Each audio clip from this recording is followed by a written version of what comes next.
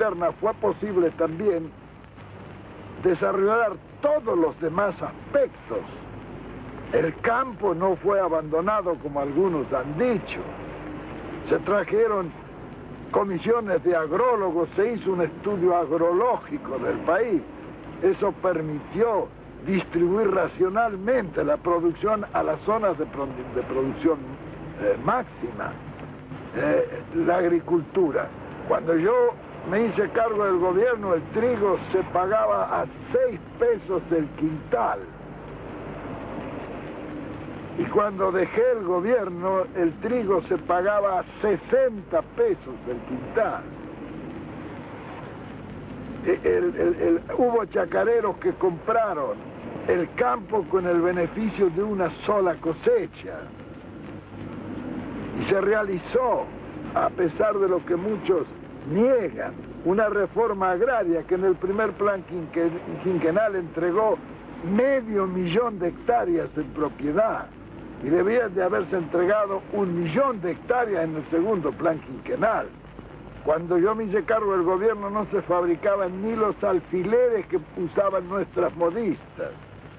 Y al terminar nuestro gobierno, el país quedó fabricando barcos, vehículos, camiones, automóviles, máquinas diésel eléctricas, aviones, etc. Sería largo de enumerar todas las cuestiones estas. Pero lo importante es esto, que desde el punto de vista económico, que fue el que posibilitó todas esas realizaciones. Cuando en 1955 cayó el gobierno justicialista, el Estado económico que lo había recibido, con 3.500 millones de deuda externa, de dólares, de deuda externa, lo dejó por primera vez sin deuda externa. Nosotros habíamos repatriado totalmente la deuda. Y entre esas repatriaciones de la deuda, yo recuerdo que pagamos las últimas entregas del empréstito Baring Brothers, que consistió en 1.000.000 de libras.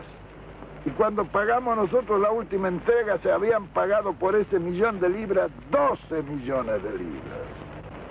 Así eran todos los... ¿Cuándo se había firmado ese empréstito?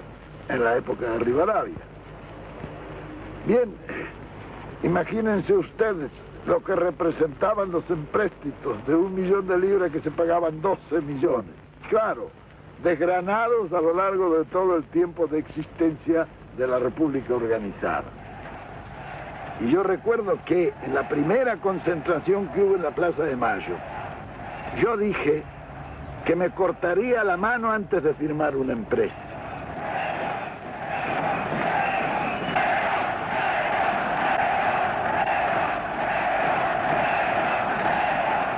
Quería quemar mis naves por si me sentía en algún momento tentado. Y lo hice por una simple razón. El dólar americano, en su valor adquisitivo, no es, diremos, el valor fiduciario escrito en el billete, porque está sobrevalorado sobre eso. Y esto se comprueba muy fácilmente. Hay una ley fiduciaria de los Estados Unidos que dice que al que va al Banco Federal le entregan el oro correspondiente al billete que entregue. Si usted va a la Reserva Federal y le dice ¿cuánto vale una onza Troy? Le dirán $35. Usted saca $35 y dice, deme una onza Troy, no se la venden ahí porque ellos no venden oro. Entonces hay que irla a vender al mercado, a comprar al mercado libre. En el mercado libre, usted pide la onza Troy y le dan el oro. Pero ahí vale de 40 a 45 dólares la onza Troy. ¿Qué quiere decir eso? Que los 35 dólares por onza Troy es falso. Los americanos fijan el valor del oro por el dólar, no el valor del dólar por el oro. Si usted hace un empréstito en los Estados Unidos, supongamos de 100 millones de dólares, ya al firmar el empréstito usted va perdiendo el 25% por la sobrevaloración de la moneda. Porque el valor adquisitivo de una moneda no es el valor fiduciario escrito en el billete, sino el oro que representa. Ahí pierde el 25%. Pero, como no le dan dinero, menos oro, usted está obligado a comprar en los Estados Unidos, prescindiendo de la licitación internacional. En el interior de Estados Unidos no se puede hacer licitación porque están los cárteles que fijan los precios que no bajan. Entonces eso lo tiene que hacer efectivo por precio de catálogo, que normalmente es el 15% más que el precio de licitación. Entonces, a ese 25% que perdió, tiene que agregarle un 15% y ya son 40% que lleva perdido de esa empresa. Como por una ley debe sacar la mitad de esa mercadería en barcos americanos, usted ya pierde en transportes, en sus transportes pierde otro 5%, y como ha de hacer seguro en puerto de embarque, pierde otro 5% que no va a las empresas del país. Y con eso ha perdido el 50% del empréstito. Ese 50% del empréstito, al hacerlo efectivo, tiene otra cantidad de filtraciones. De manera que el país recibe como beneficio un 30 o 40% del empréstito. Pero después el pueblo tiene que pagar los 100 millones de dólares más el interés. ¿Cómo se pueden hacer empréstitos en esta forma? Es lo que ocurrió desde el primer empréstito que se firmó. Natural, ¿no? y con todos los empréstitos que han hecho ahora. Todos los empréstitos que se han hecho ahora han pasado por este proceso. Bien, siguiendo con nuestra cuestión. Claro, cuando resolvimos esos y muchos otros problemas que sería largo enumerar,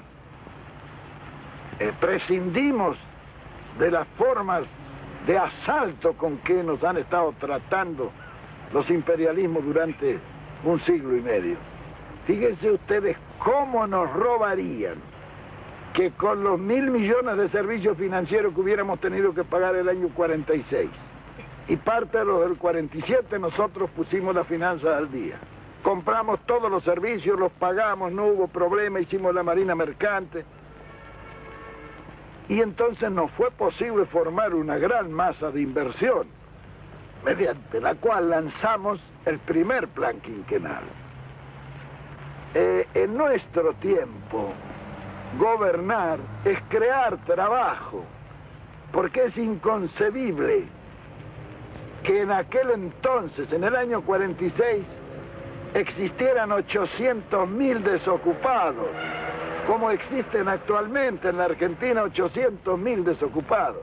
¿Cómo puede explicarse que en un país que está todo por hacerse haya 800.000 personas que no pueden trabajar? No es obligación del gobierno crear eso.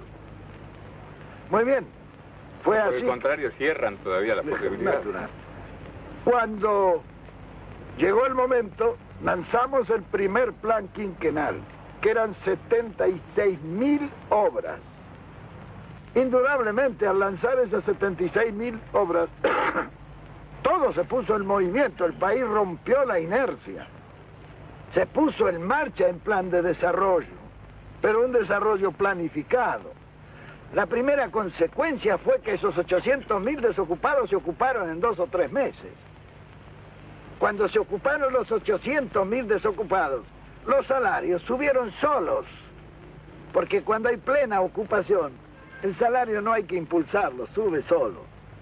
Claro, cuando subieron los salarios, el poder adquisitivo de la masa popular, que es el verdadero consumo, se multiplicó varias veces. Al multiplicarse y subir el consumo, eso tonificó inmediatamente al comercio, que se atresó para satisfacer la demanda de ese consumo multiplicado. Eso demandó a la industria la transformación necesaria para la distribución por el comercio. Y en consecuencia la industria se puso en marcha. Y todo el mundo comenzó a pensar en el desarrollo industrial, porque no es cuestión de hablar de un desarrollo siempre teóricamente y en los papeles. El desarrollo es como el apetito que viene comiendo, hay que empezar a hacer. Entonces, pero hay que crear las condiciones de que eso sea un proceso fatalmente provocado por otro proceso al cual está encadenado. Tan pronto se puso en marcha la industria y comenzó a necesitar materia prima, la producción hubo de abastecérsela. Y así el ciclo de la producción, la transformación, la distribución y el consumo quedaron, diremos, en proceso de progreso, de aumento.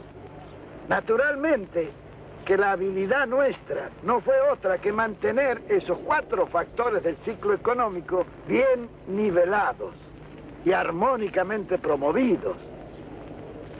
Y cuando se mantiene el equilibrio en ese ciclo económico y se desarrolla el trabajo, nos permitió pasar de una economía de miseria a una economía de abundancia.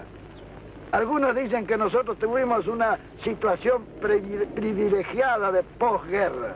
No, mentira. Todo lo que nosotros hicimos fue lo que creó 10 años de abundancia y 10 años de felicidad para el pueblo argentino.